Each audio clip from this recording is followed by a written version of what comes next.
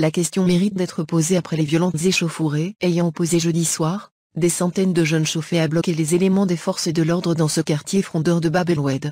Les réseaux sociaux ont résonné en live au cri des émeutiers qui n'ont pas manqué de se livrer à des opérations de mise à sac de quelques édifices publics. Bab el-Oued, Alger, ce vieux quartier populaire où se recrute la majorité des supporters du Mouloudia d'Alger, a frôlé le pire en cette nuit chaude de jeudi. Les images retransmises sur smartphone depuis les balcons montraient un véritable champ de bataille. Des pierres, des branches d'arbres et autres objets traînaient sur toutes les ruelles et venelles de ce quartier.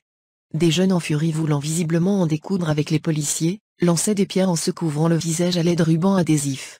En face, les éléments de la CNS ripostaient avec du gaz lacrymogène.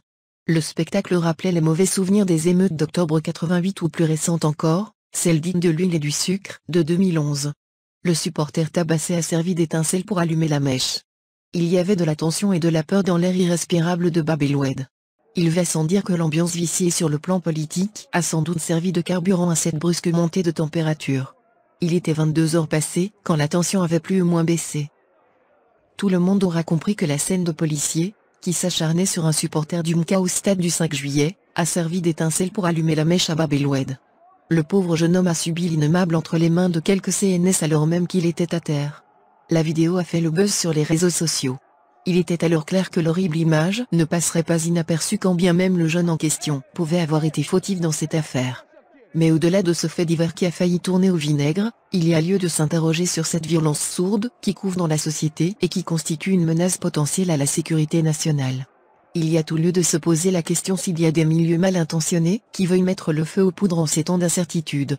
Ceci d'autant plus que tout le monde sait que Bab el-Oued tout comme la zone industrielle de Rouiba constitue des baromètres de contestation sociale pour qui veut prendre le pouls de la société.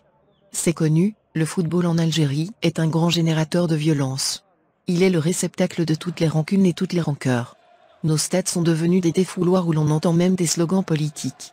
C'est dire que la situation doit être prise très au sérieux. Les forces de l'ordre seraient mieux inspirées de faire attention pour ne pas servir de détonateur. Le peuple d'en bas est suffisamment souffrant d'un horizon bouché pour le pousser à bout. Sinon, le pays sera condamné à revivre le drame de Bab el-Oued et Chouada, qui fut le prélude à la descente aux enfers du pays. Vigilance.